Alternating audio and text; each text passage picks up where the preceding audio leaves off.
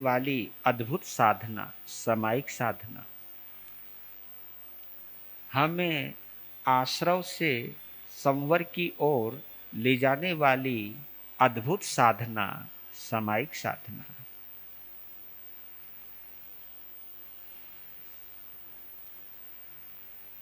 इस जीवात्मा को सम्यक्त्व का स्पर्श देने वाली,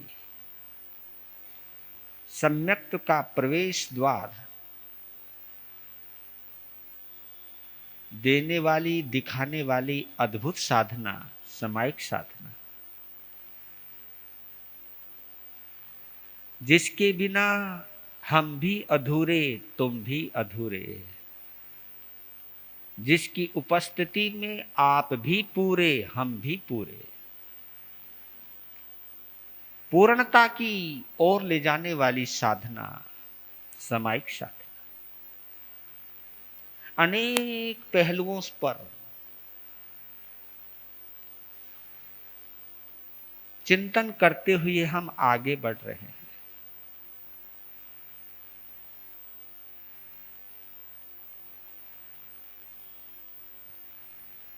मुझे तो एक बात समझ में आती है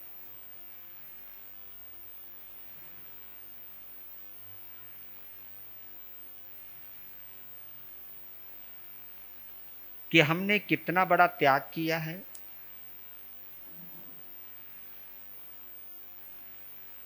हम कितने व्रत उपवास, सामायिक व्रत उपवास या तप जप करते हैं,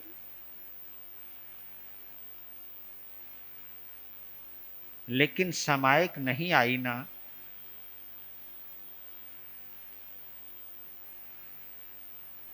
तो जो साधना का अमृत है उससे हम वंचित हो जाएंगे। और आपने देखा हो, महसूस किया हो, श्रावकों के 12 व्रत है। 12 व्रत में सामायिक को एक ऐसे मुकाम पर रखा है जहां, क्योंकि 5 अनुव्रत हैं, 3 गुण व्रत हैं और 4 शिक्षा व्रत हैं, इनका कैलकुलेशन 12 बैठता है। 5 और 3 8 और 4 12। और देखिए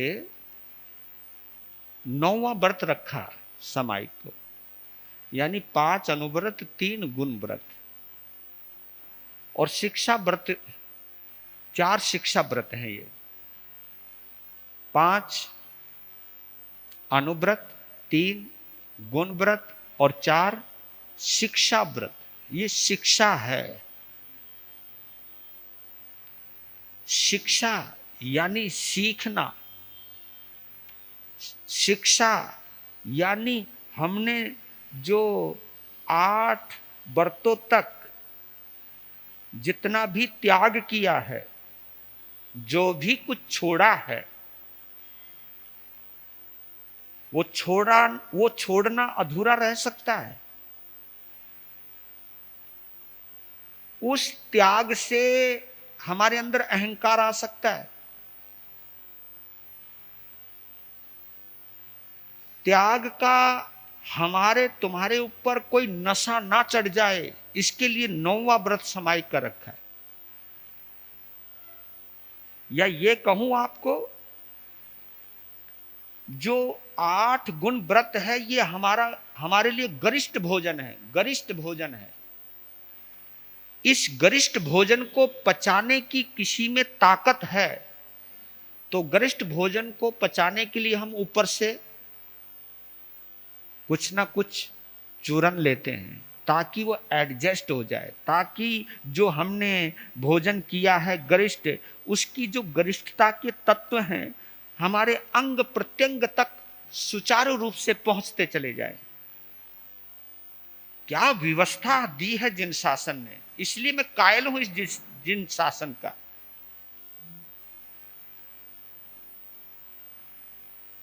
क्या तुम्हारे में, क्या हमारे में, क्या कहीं कोई अहंकार ना आ जाए, कहीं कोई अपच ना हो जाए। इसकी व्यवस्था दी है सामायिक साधना। और 9वां व्रत है, 9वां अंक पूर्णांक है। यानी अगर आपको पूर्ण होना है, पूर्णता को प्राप्त करना है, तो सामायिक से तो गुजरना पड़ेगा।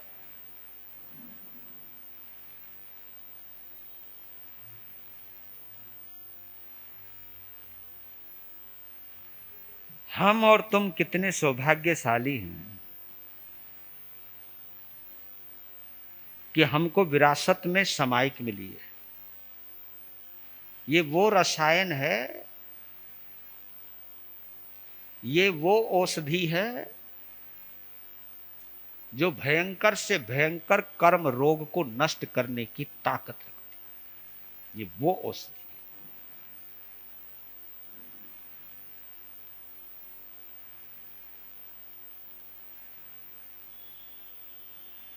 और एक चीज का जरूर ध्यान रखना, दवाई की भी अपनी क्वांटिटी होती है। क्वालिटी तो है ही, लेकिन क्वांटिटी होती है। ये दवाई कितनी लेनी है, हाँ, ये भी महत्वपूर्ण है। क्योंकि दवाई को भी अगर तुम ज्यादा मात्रा में लोगे ना, वो दवाई भी नुकसान दे जाती है ना। इसलिए वो डॉक्टर बैठे हुए हैं जो ये डिसाइड करते हैं आपके शरीर की ताकत का, आपके शरीर की क्षमता का अनुमान लगा करके कह देते कि ये दवाई इतने बार और इतनी इतनी लेनी है। और इसी को ही हम डायग्नोज कहते हैं। बीमारी क्या है, बीमारी की औषधि क्या है, औषधि की मात्रा क्या है, इन सब चीजों को जो जानता है उसे हम चिकित्सक कहते हैं, उसे हम डॉक्टर कहते हैं, उसे हम वैद्यराज कहते हैं।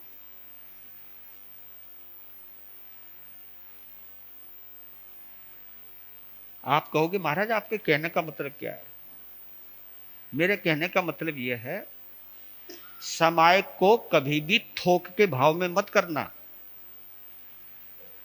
ये नहीं सोचना कि मैं 10-10 सामायिक करूं, मैं 12-12 सामायिक करूं। जांच लेना एक सामायिक हजम हुई है या नहीं हुई, ये सामायिक मेरे जीवन में उतरी है या नहीं हुई।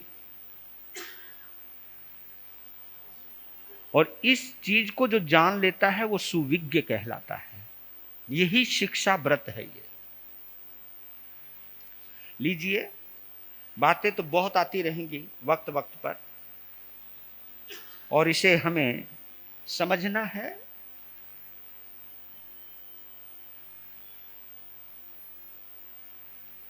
समझने के लिए कल एक बात की थी उद्विया के ऊपर, क्योंकि इच्छा कारण का पाठ चल रहा है और इच्छा कारण का पाठ ही हमें क्या गजब की प्रेरणा दे रहा है।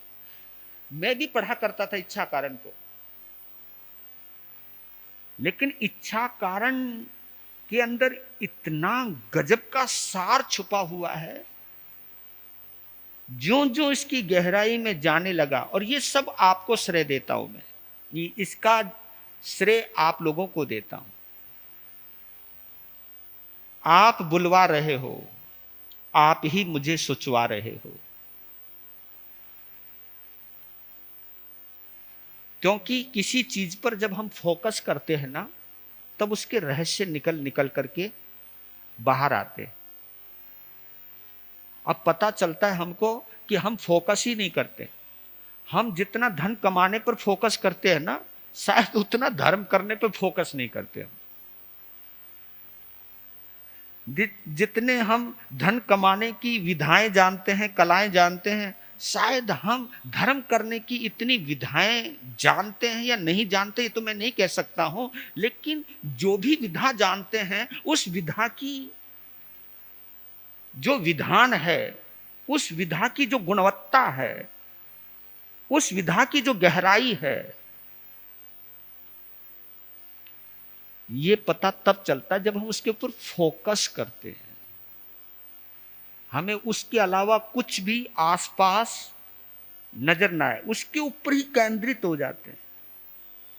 और ये अभ्यास किया है यहां पर। एकाग्र जब होता हूं या चलता हूं या फिरता हूं, जब भी समायिक पर चिंतन करता हूं, इच्छा कारण के पाठ पे चिंतन करता हूं, तो कुछ ऐसे रहस्य सामने निकल करके आते हैं। मैं शासनिश प्रभु को धन्यवाद देता हूं कि प्रभु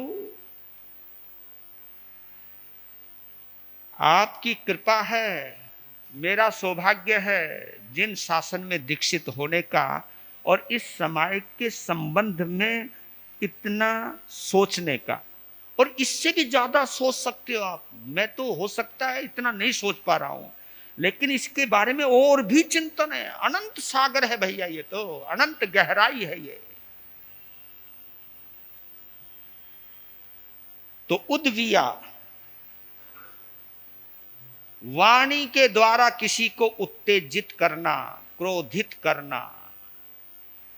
एक शांत आदमी बैठा है, उसको अशांत कर दिया आपने, ये भी एक विराधना है। यानी किसी की शांति में अशांति ला देना, ये कोई साधना कोई है? ये कोई आराधना कोई है? ये क्या है? विराधना। और ये 10 विराधनाएं जो हैं इस इच्छा कारण के पाठ में, गजब की विराधना। देखा जाए तो हमारा, तुम्हारा नहीं, हमारा भी जीवन इससे जुड़ा हुआ है। हम आते ही आंख बंद करके इच्छा कारण का पाठ तो पढ़ लेते हैं, लेकिन फोकस नहीं करते। और फोकस नहीं करोगे तो वहां नहीं पहुंचोगे जहां हमें पहुंचना चाहिए। एक औपचारिकता रह जाती है, एक व्यवहारिकता रह जाती है। तो उद्विया में थोड़ी सी डुबकी और लगाएं। कुछ भी तो खर्च नहीं होता है ना, मीठा बोलने में खर्च होवे।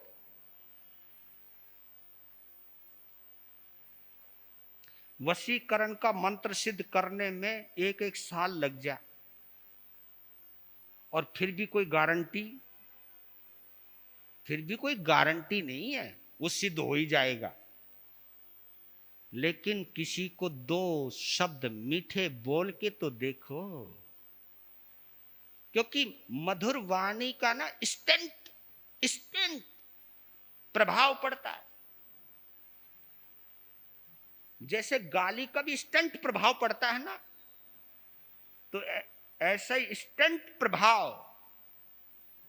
बस इतना कहता हूं, अगर ये लॉजिक समझ लीजिए आप। मीठी वाणी आदर्शवादी होती है।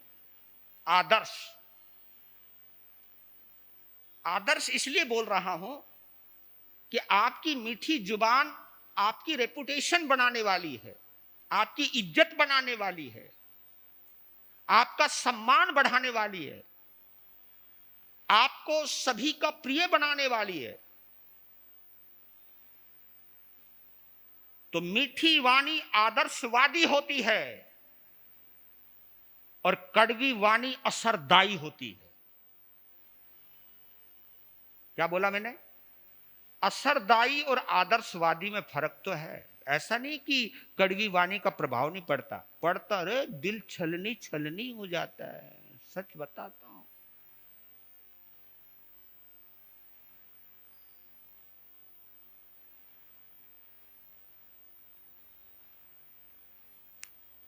आप क्या समझते हो? आप कंद नहीं खाते, कभी कभी तिथियों में हरी नहीं खाते, आप कितना ध्यान रखते हो ना। और इसके पीछे भी एक मकसद यही है, अहिंसा की पालना हो जाए। हम अपने स्वार्थ में जीवों की हानि ना करें, इसके पीछे एक ही तो लॉजिक है। लेकिन इस लॉजिक को क्यों भूल गए आप, कि आपके कड़वे बोलने से भी तो हिंसा हो सकती है। आपके कड़वा बोलने से भी तो सामने वाले का दिल घायल हो सकता है। और बड़ी बात बोलूं, आपकी कड़वी वाणी आपको मांसाहारी भी तो बना सकती है। शाकाहारी भी मांसाहारी होता है जब वो ताना मारता है। दिल में बैठा लीजिए बात, दिल तक पहुंच जाइए मेरी बात। ताना मारने वाला भी मांसाहारी होता है। फिर अपने आप को यह मत कहा करो कि हम शाकाहारी हैं। जो ताना मारता है, कटाक्ष करता है, ताना कसी करता है, जलील करता है सामने वाले को, तो उस वक्त वो हिंसाकारी ही नहीं, मांसाहारी भी है। और इसी बात के आधार पर प्रभु महावीर कहते हैं, पिट्ठी मनसम ना खाई जा। ऐसे नहीं बोल दिया प्रभु महावीर ने, बल्कि ये तो ये बोला गया है कि किसी के पीठ पीछे निंदा करने का मतलब है उसकी पीठ का मांस खाना। इसका मतलब ये है, पीठ पीछे निंदा करने वाला मांसाहारी कहलाता है। लेकिन जब हम ताना मारते तो हम तो सामने ही हिंसा कर रहे हैं ना। तो इतनी बात आपके जहन में डूब जानी चाहिए कि मैं खाने पीने का इतना संयम रखता हूं, लेकिन बोलो बोलो, बोलने में क्यों नहीं संयम रख रहा हूं? क्या खाने पीने में ही धर्म होता है? क्या जीवन का हिस्सा एक केवल खाना पीना ही होता है? क्या बोलना जीवन का हिस्सा नहीं?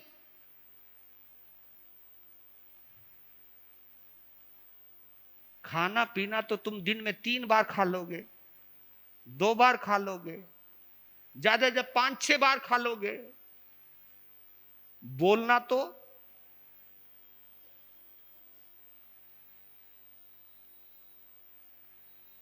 हमारी जो 5 इंद्रियां हैं ना, एक ऐसी इंद्री है जिसके 2 काम है, बाकी सभी इंद्रियों के एक एक ही काम है। आंख केवल देख सकती है और कुछ नहीं कर सकती। कान केवल सुन सकते और कुछ नहीं कर सकती। नाक केवल सूंघ सकती है और कुछ नहीं कर सकती। स्पर्श इंद्री केवल छू सकती है और कुछ नहीं कर सकती। लेकिन आपकी ये रस इंद्री, आपकी ये जिह्वा एक नहीं बल्कि 2 काम करती है। ये एक खाने का और एक बोलने का, ये 2 काम करती। और याद रख लेना, दोनों ही काम बड़े सावधानी से करना चाहिए। रे जिव्वे कुरु मर्यादाम भोजने वचने तथा। हाँ, एक संस्कृत में श्लोक आता है, वो बोलते कि रे जिव्वे कुरु मर्यादाम भोजने वचने तथा।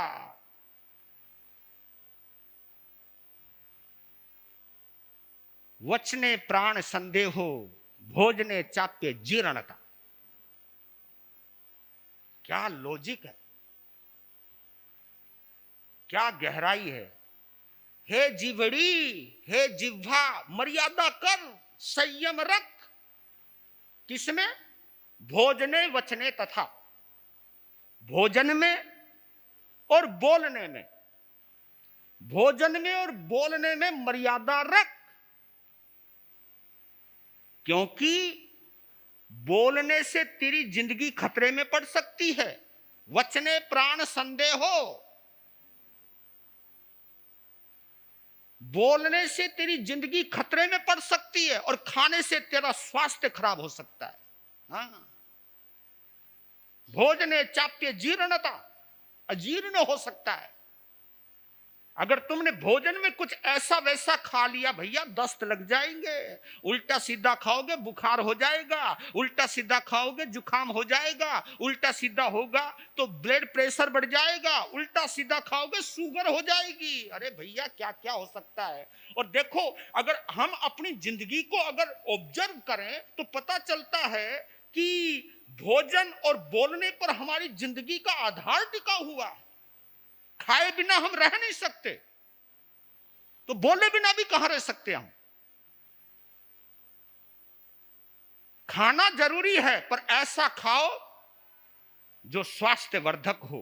बोलना भी जरूरी है लेकिन ऐसा बोलो जो घर के प्रेम को संतुलित रख सके। नहीं तो भैया खेल बिगड़ते देर। उद्विया, इसका एक उदाहरण मैं सोच रहा था, सोचते सोचते मुझे गुरुदेव की वो सुनाई हुई कहानी याद आ गई। मेरे गुरुदेव इस कहानी को बड़े निराले अंदाज में सुनाते थे। मैं घूम रहा था उद्विया के ऊपर, सोच रहा था कि एक ऐसा मार्मिक उदाहरण है क्या इसका जो लोगों के दिलों तक पहुंच जाए। और लोगों के दिलों तक वही पहुंचता है जो घर घर की कहानी होती है, जो तुम्हारी जिंदगी से जुड़ी हुई कहानी होती है। मैं वो कहानी नहीं सुनाना चाहता जो कहानी देवताओं की हो या नारकियों की हो। मैं वो कहानी सुनाता हूं जो आपके घरों की हो। और उस कहानी के अगर आप कहीं हिस्सेदार तो नहीं हो, वो कहानी कहीं आपके घर में तो घटित नहीं हो रही है। अगर हो रही है तो सावधान हो जाइए। अभी कुछ नहीं बिगड़ा है, कुछ बचा सकते तो बचा लीजिए। इस कहानी को सुनाने का यही मकसद है। अप डाउन्स तो आप जानते ही हो।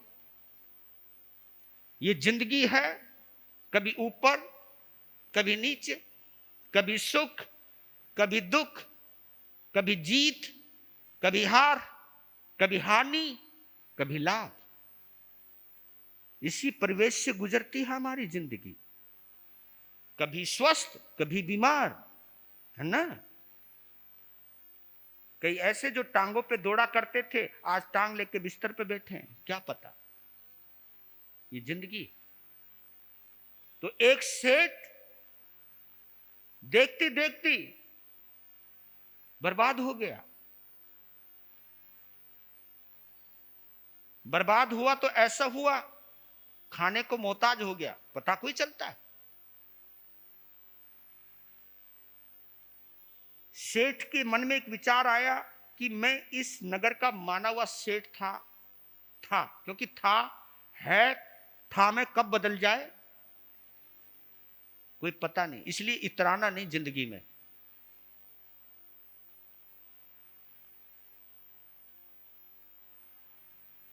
मैं काम करना चाहता हूं, मैं भीख नहीं मांगना चाहता, पर लेकिन छोटे मोटे काम में इस गांव इस शहर में कर नहीं सकता क्योंकि सब मुझे जानते हैं। और हमारे बुजुर्ग कहा करते थे कि कभी कभी किस्मत को बदलने के लिए ठिया भी बदल लेना चाहिए। तो एक बार ठिया बदल के देख लेता हूं। उसने अपनी पत्नी को बोला, जो कि गर्भवती है, उम्र ज्यादा नहीं है, जवान है दोनों। एक्चुअली उसके माता पिता के गुजरने के बाद ही वो बर्बाद हो गया था, बर्बाद होना शुरू हो गया था। एक ऐसी स्थिति पे पहुंच गया कि वो बाप बनने वाला है, लेकिन बाप बनने से पहले बच्चे को खिलाने के लिए उसके पास कुछ नहीं था। क्या करूं। उसने अपनी पत्नी को कहा कि किस्मत आजमाने के लिए कहीं प्रदेश चलते। पत्नी ने सहमति जताई, चल पड़ी। 4-5 रोटियां सूखी बांधी, चल दिए। दिन निकलने से पहले गांव शहर छोड़ दिया, जंगल में निकल गए। जा रहे दोपहर हो गई। उसकी पत्नी पेट से होने की वजह से चलने में बहुत दिक्कत आ रही थी।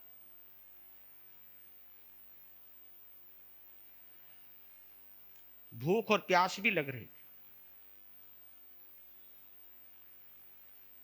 सेठानी को हिम्मत दी कि आप हिम्मत मत हारो, सामने कोई बाग नजर आ रहा है, बाग है तो कुआं भी जरूर होगा, कुआं होगा तो पानी भी होगा, मैं वहीं पानी भी पिलाऊंगा, आपको भोजन भी कराऊंगा। उसको सहारा देते वहां पहुंच गए। अनुमान सही निकला, कुआं था।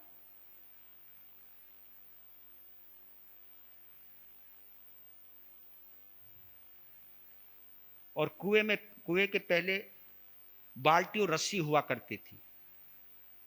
आजकल तो ये ठंडे पानी की मशीनें आ गई, उस समय कोई ठंडे पानी की मशीन कोई थी। उस समय कुएं के आगे बाल्टी रख दिया करते थे, और कई ऐसे महापुरुष भी होते थे बाल्टी चुरा के ही ले जाते थे। ऐसे बड़े भाई भलाई का जमाना नहीं, मतलब एक आदमी एक आदमी पानी पिलाने के लिए बाल्टी रख रहा है, दूसरा आदमी बाल्टी को ही ले जा रहा है। बस दुनिया है, अजब है, निराली है। रस्सी भी है, बाल्टी भी। पानी को देखकर, बाल्टी को देख के, रस्सी को देख के आशा का संचार हुआ। कहा कि रुक, जिंदगी बाकी है, तभी तो ये मौका मिलता है। मुंडेर पर खड़ा हो गया पानी निकालने के लिए, और देखो जिंदगी क्या करवाती है खेल। आहा, उधर उसकी घरवाली ने सोचा ये तो बर्बाद हो ही गया,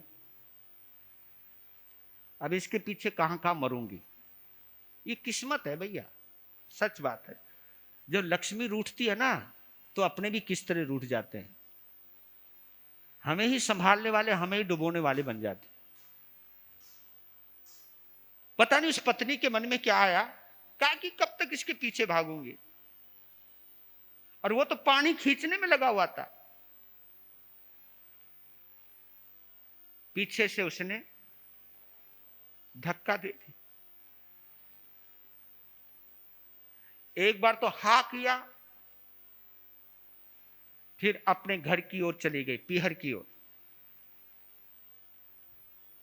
पीहर में जाकर के सब बात बता दी कि पानी निकाल रहे थे कुएं में, चक्कर आया, कुएं में गिर गए और मर गए।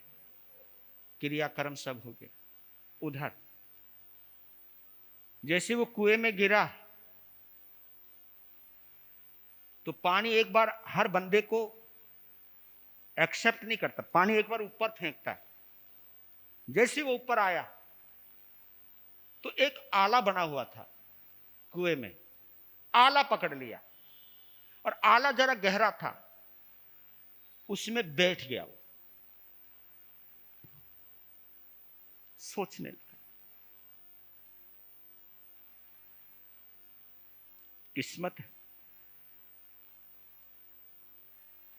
जिसके लिए मैंने अपना घर छोड़ा, परिवार छोड़ा। कोई बात नहीं,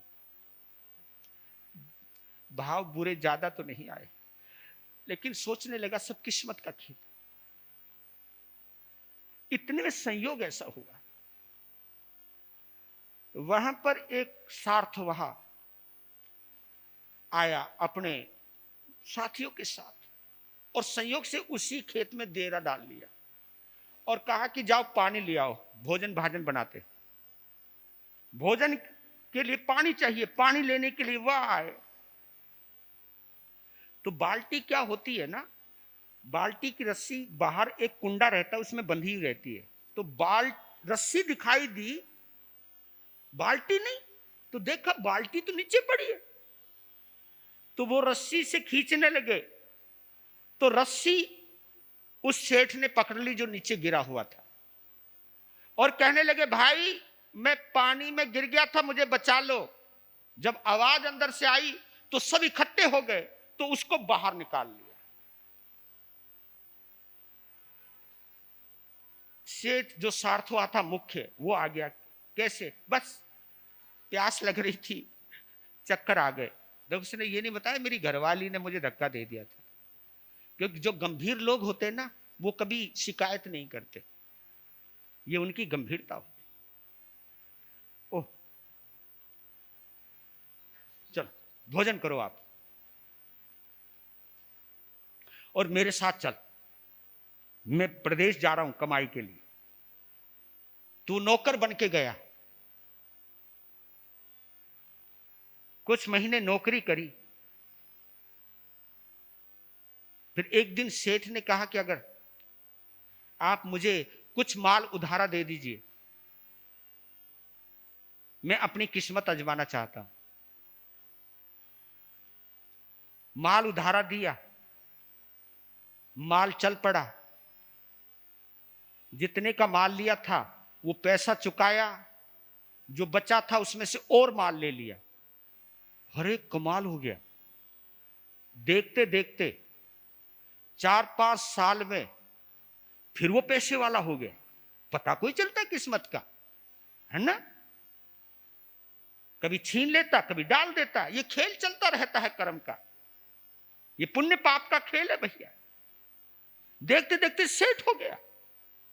सेठ हुआ तो उसे अपने शहर की याद आई। उसे पता चल गया कि मकान मेरा सुरक्षित है, दुकान मेरी सुरक्षित है, जमीन जुमीन जो बिक गई उसे मैं दोबारा खरीदने की ताकत रखता हूं। मैं अपने पूर्वजों की जमीन खरीद लूंगा वापस। तो चल पड़ा। रास्ते में ससुराल थी। उसने विचार किया अपने ससुराल जाऊंगा। और देखिए पॉजिटिव सोच, जैसे जो यहां से सोचते हैं ना, अब चिंतन कर लेना तुम्हारे में और उसकी सोच में क्या अंतर आएगा। जो यहां से सोचते वो क्या सोचते, जो यहां से सोचते वो क्या सोचते हैं। वो सोचते हैं कि मेरी पत्नी का मेरे ऊपर बड़ा उपकार है। वाह, उसने मुझे धक्का ना दिया होता तो मुझे इस सेठ ना मिला होता, और ये सेठ ना मिला होता तो मैं दोबारा सेठ ना बनता। ऐसी उपकारनी पत्नी का कर्जा मैं कभी नहीं चुका सकता।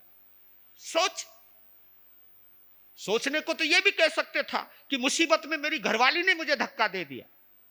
शिकवा कहीं से भी करो, शिकायत कहीं से भी करो, शिकायत जितनी भी आएगी आपकी खोपड़ी से आने वाली है, आपकी ईगो से आने वाली है, आपके अहंकार से आने वाली है।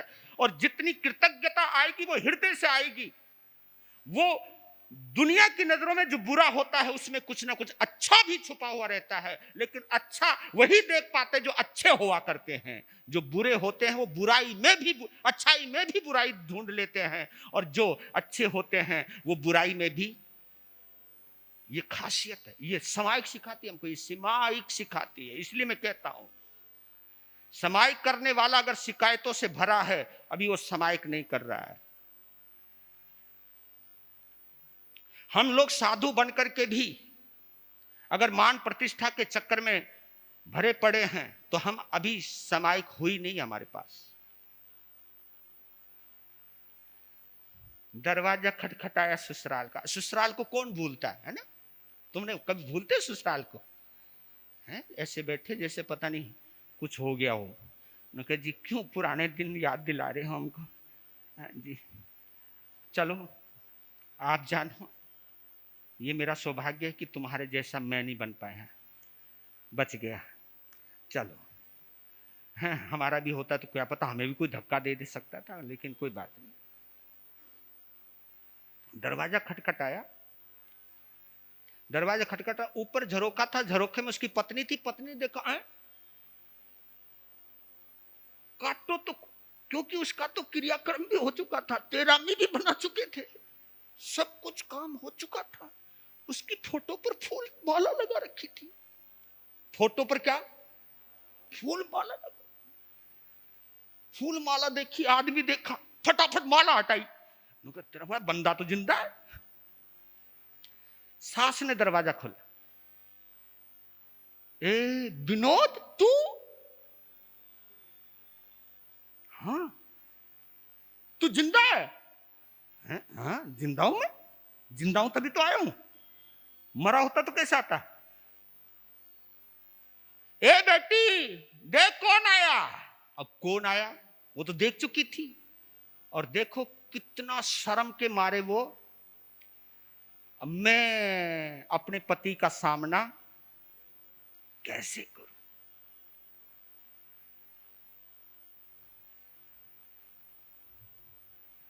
पानी पिलाया सास ने, कहा कि वो कहां है? ऊपर। ऊपर चला। दरवाजा अंदर से बंद किया हुआ है। दरवाजा खटखटाया। कहा सुनो दरवाजा खोलो। मैं नाराज नहीं हूं, आवाज में मधुरता देखी, शर्मिंदगी तो बहुत हुई। दरवाजा खोला और चरण पकड़ लिए, उसे उठाया, कहा कि शर्माओ मत, तू मेरे लिए लक्की है, लक्की। और मन में ख्याल भी मत लाना, तेरे करने से मेरी किस्मत बदल गई, मैं तेरा एहसान मानता हूं। पत्नी हो तो ऐसी हो।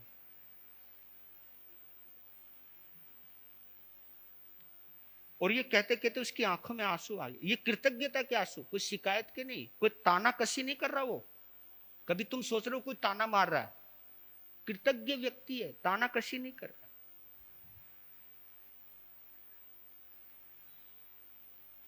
मेरा बेटा कहाँ है, बच्चा कहाँ है, कि पड़ोस में गया, इतने में वो भी आ गया। वो भी 5-6 साल का हो गया था, एकदम अपने बच्चे को गले से लगा लिया। तब बताया तेरे पिताजी हैं। ओ, और उनको लेकर के अपने शहर आया, व्यापार फिर जमाया, फिर वही चहल पहल हो गई। बच्चा जवान हो गया, जवान हुआ तो रिश्ता हो गया, रिश्ता हुआ तो बहू आ गई, बहू आ गई तो लफड़ा शुरू हो गया, है ना। अब तुम्हारा मामला आ गया, क्यों, स्वभाव है अपना अपना। हर बंदा रिश्ता सोच समझ के करता है। हम हर चीज में सोच विचार कर सकते। सामने वाले का चेहरा दिखाई देता है, सामने वाले की दौलत दिखाई देती है, सामने वाले का कुल और खानदान दिखाई देता है, लेकिन एक चीज है जो हमें नहीं दिखाई देती। क्या? वो है अपनी किस्मत।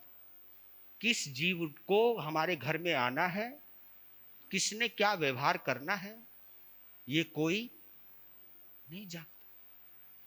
और जिस जीव के साथ जो संयोग लिखा है वो लिखा रहता है, उसे कोई मिटा नहीं सकता।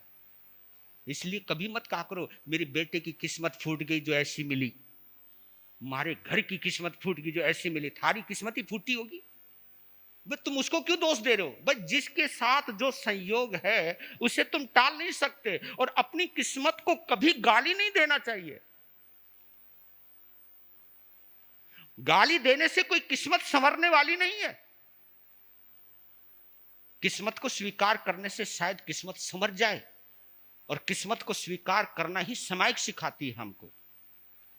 समायिक पर आओ, समायिक से टूटना नहीं, समायिक से दूर मत जाना। एक्सेप्ट करना समायिक सिखाती है हमको, नहीं तो संभाव आएगा कैसे? जब तक किसी चीज को आप स्वीकार नहीं कर लोगे तब तक आपको संभाव आएगा ही नहीं। जब तक शिकायत रहेगी तो संभाव कहां से आएगा? और जब हम स्वीकार कर लेते हैं तो संभाव आ जाता है। 2-3 महीने तो बढ़िया चला भैया सास बहू का रिश्ता, बाद में कुछ तनातनी तनातनी तनातनी, खींचातानी खींचातानी, फिर हो गई ऊपर से बदजुबानी।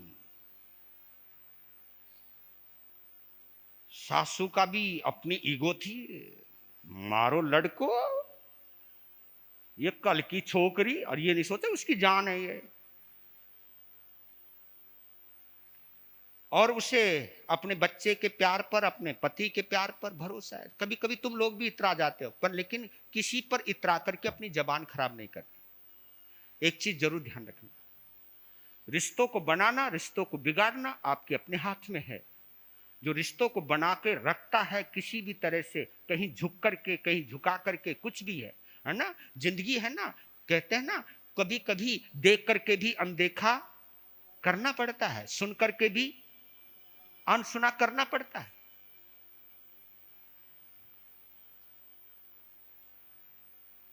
जब तानाकशी शुरू हुई, झगड़े शुरू हो गए, झगड़े शुरू हुए तो शिकायत शुरू हो गई। लड़का भी कहने लग गया अपनी पत्नी को कि देख कोई फायदा नहीं, मैं इकलौता बेटा हूं, तुझे एडजस्ट करना पड़ेगा, तेरी सास है वो, और बड़ी मुश्किल से हमें पाला है, पोसा है, बड़ा किया है, हमने सब चीज देखी है। यही बात वो सेठ अपनी पत्नी को कहते, तेरी बहू है, खानदान चलाने वाली है, एडजस्ट कर, कुछ फायदा नहीं है करने से।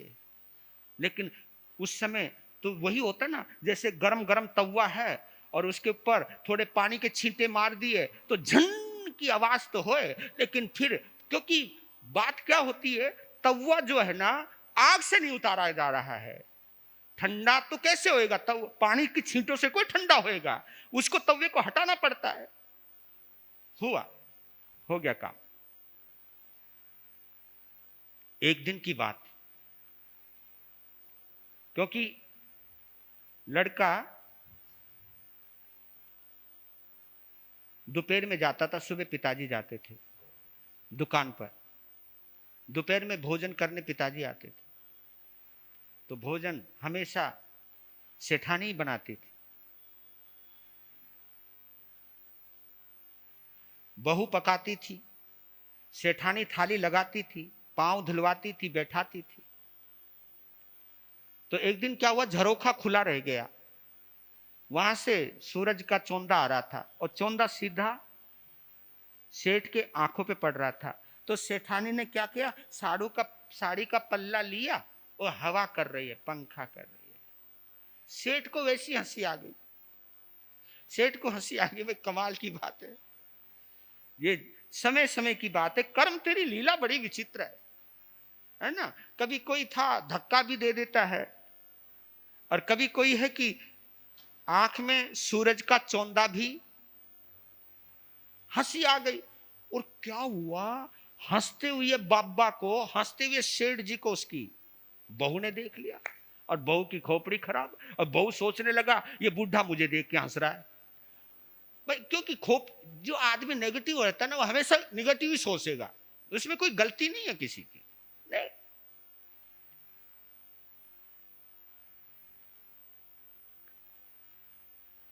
शाम के वक्त वही जब तुम लोग मिलते हो शाम के वक्त, रात के वक्त, पत्नी वो लड़के की बहू माथा बांध के पड़ी हुई कोप भवन में, दरवाजा खोल लो, बाम की बदबू आ रही। समझ गए, उस समय लगती थी या नहीं लगती मुझे नहीं पता, लेकिन समझ लो ये झंडू बाम। झंडू झंडू बाम तुम तभी लगाते हो जब सिर में, हाँ वेरी गुड, समझदार हो। हाँ, अरे ये होता है, शादी जब होती है ना तो बस केवल 1 साल तक ही परफ्यूम की खुशबू आती है कमरे से। बाद में क्या होता हो तो तुम्हें ही पता होगा। ओह तेरा भला हो, मैं भी कहां चला गया। अरे क्या हुआ, तुझे क्या हुआ, मेरे से बोलो मत।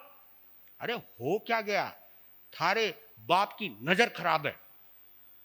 कहा कि मेरे बाप की नजर खराब है, मतलब थारो बाप जितनो सीधो है ना, सीधो को नहीं, गंदी नजर है उसकी, मारे ऊपर गंदी नजर डाले, बुढ़े को शर्म नहीं आवे। कहा कि चुप, बोलना नहीं, मैं अपने बाप को जानता हूं अच्छी तरह से, तुझे कोई गलत फहमी हुई है तो बताओ ना। आज वो आया तो तेरा बाप भोजन कर रहा था और मुझे देख देख के हंस रहा था, पूछो क्यों हंस रहा था। अरे मैं पूछ लूंगा ना, कोई बात नहीं, तू चुप। दूसरे दिन फिर पूछा, अरे मैं भूल गया। क्यों भूले, अरे कल पूछ लूंगा। फिर पूछ लिया, पिताजी वो परसों आप भोजन करने गए थे, आप भोजन कर रहे थे रसोई में, किसी बात पे आपको हंसी आई थी क्या। हाँ बेटा हंसी आ गई, तो पुरानी बात, मेरी जिंदगी की बात है। वो कौन सी बात है, भाई मेरी जिंदगी की बात है, बस पुरानी बात याद आ गई। तो फिर बहू ने पूछा, अरे कोई उनकी अपनी कोई पुरानी बात याद आ गई, उस बात को हंस पड़े, वो बात कौन सी है ये तो पूछ। कहा कि देख भगवान ज्यादा अंदर नहीं जाया करते किसी के, ये बात पक्की है, वो तेरी बात तुझे देख के नहीं हंसे। कहा कि नहीं, वो क्यों हंसे अब ये बता। पीछे पड़ गए, लड़का भी अब क्या करे, कंट्रोलिंग पावर तुम्हारी है इतनी जबरदस्त, करे क्या। पिताजी बुरा ना मानो, आप बता ही दो ना, मैं तो आपका बेटा हूं, किस बात पे हंसी आ गई थी? तो उन्होंने अपनी जिंदगी की कहानी सुनाई, आसानी से, अप डाउन्स की कहानी है वो किसी को जलील करने वाली कहानी नहीं थी, उतार चढ़ाव की कहानी। कहानी को सुनकर के लड़का भी रो पड़ा कि मेरे पिता ने कितना स्ट्रगल किया, किस दौर से गुजरा है। तो कहा कि कहानी बिल्कुल बेहद साधारण है, कोई बात बता।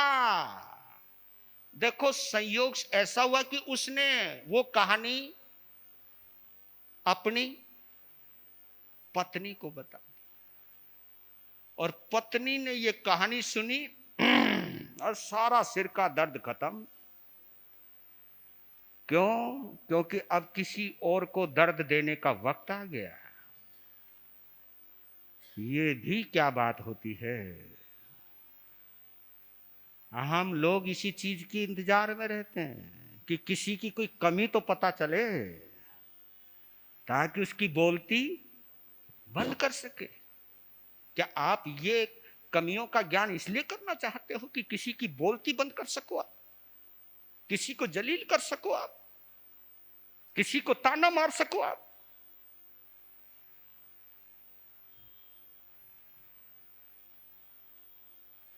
तो 15 दिन के बाद फिर झगड़ा हुआ और बहू ने बाण छोड़ दिया, उद्विया बाण छोड़ दिया। अरे तू वही सती सावित्री है ना, वही है ना तू सती सावित्री, जिसने गरीबी में अपने पति को कुएं में धक्का दे दिया था। शर्म नहीं आती? अब समायक लेकर के बैठती है और हमारे ऊपर रोब झाड़ती है तू।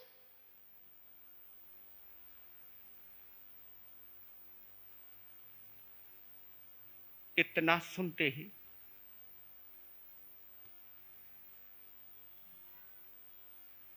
टूट गया दिल।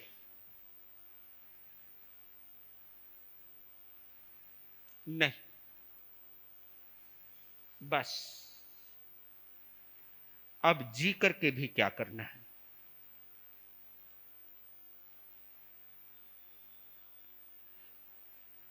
ऊपर चौबारे पे गई, फांसी लगाई, मर गई। दोपहर में सेठ जी आए, और ये पहली बार हुआ है कि सेठ जी रोटी खाने आए और उनकी पत्नी सामने नहीं। बेटा, मां कहां गई तुम्हारी? मुझे क्या पता कहां गई, गई होगी इधर उधर। अड़ोस पड़ोस में भी गए वो, जहां वो जा सकती थी, उसे पता था कौन किसकी सहेली है ना। वैसे इनको भी पता होगा तुम्हारी कौन कौन सी हैं, मतलब चलो वो तो पता नहीं, पर उन्हें पता था कहां कहां। गांव मतलब छोटा बड़ा कस्बा था, पहुंच गए, आ गए। नहीं मिली, पता नहीं, वैसे ही ऊपर चढ़ गए। चौबारे में देखा पत्नी को लटकते हुए और मरी हुई। एकदम झटका लगा, ओह तेरा, ये तेरे से क्या हो गया रे। और इतनी ग्लानि हुई उसको, इतनी ग्लानि हुई, इतना पश्चाताप हुआ कि मेरी वजह से मेरी पत्नी मर गई, केवल तेरी असावधानी की वजह से। तूने क्या बोल दिया, सब कुछ समझ गया, एकदम समझ गया कि मैंने बेटे को बोला, बेटे ने बहू को बोला होगा, बहू ने सास को बोला होगा, नहीं सहन कर पाई, मर गई बेचारी। और इसकी हत्या का पापी मैं हूं, मैं, और तुझे जिंदा रहने का कोई हक नहीं। पत्नी से माफी मांगी, खुद लटक गया, मर गया।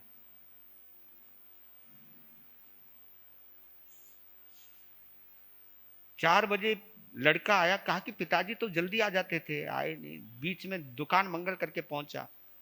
कहा कि क्या हो पिताजी? अरे दोनों मीटिंग कर रहे हैं।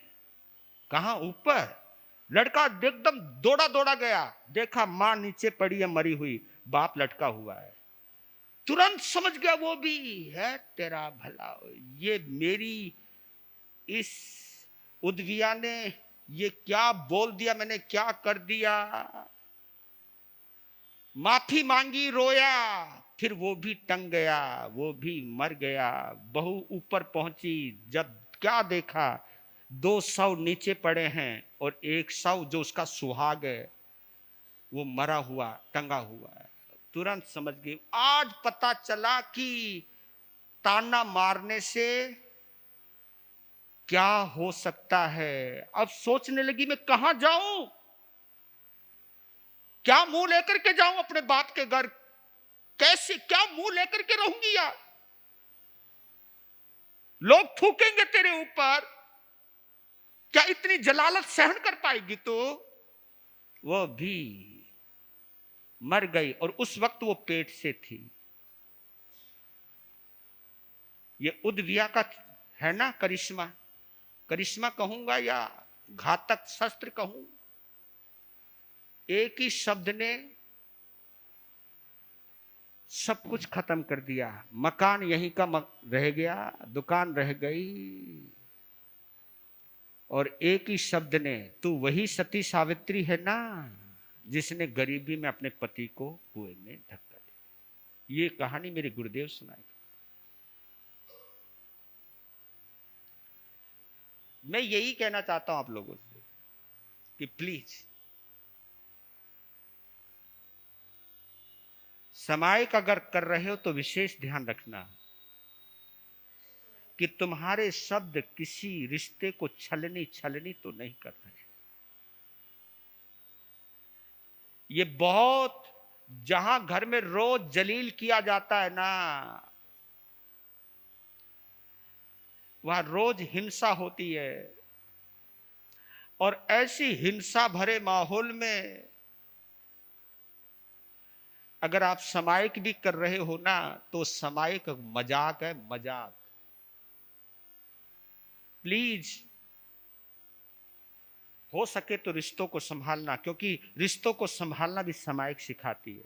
जो हमारी वाणी पे संयम रखना सामायिक सिखाती है, तो इस सामायिक की कीमत क्या है ये समझिए आप। बस, क्योंकि आज धारावाहिक तो नहीं सुना पाऊंगा, क्योंकि यही जीवन की एक कहानी है, ये घर घर की कहानी है। अगर आपके समझ में आती है तो इसको समझिएगा जरा। जब बोलो तो जरा सोच समझ करके बोला करो। और आप लोग घरों के अंदर ये जो तानाकसी, लड़की वाले के घर के ऊपर टिप्पणी, तेरी तेरी माँ ने ऐसे संस्कार दिए, तेरे बाप ने ऐसे संस्कार दिए, अरे काय को किसी के घर के ऊपर काय को टिप्पणी कर रहे हो? ये तो तुम किसी को दोषी तो दे रहे हो। तुम ये भी तो सोचो कि एक लड़की तुम्हारे घर में आई है और उस घर को भी तुम, उस घर में आई हुई बेटी को भी संभाल नहीं पाए आप। पहले आप संभाल लीजिए, फिर वो भी संभालने की कला सीख जाएगी। अगर आप भी बिगाड़ोगे तो वो बिगाड़ने का हुनर सीख जाएगी। सुधारोगे तो सुधरने की कला सीख जाओगी। इसलिए मैं जरूर कहता हूं, समय को प्रैक्टिकल में आने दो। उदविया का इससे बढ़िया उदाहरण मुझे नहीं मिला। मैंने अपने गुरुदेव को याद किया कि गुरुदेव, ये कहानी आपने पहले भी सुनी है, मुझे मालूम, ये कहानी अक्सर सुनाई जाती है, लेकिन ये कहानी आपके दिल तक पहुंचती है नहीं पहुंचती है मुझे मालूम नहीं है।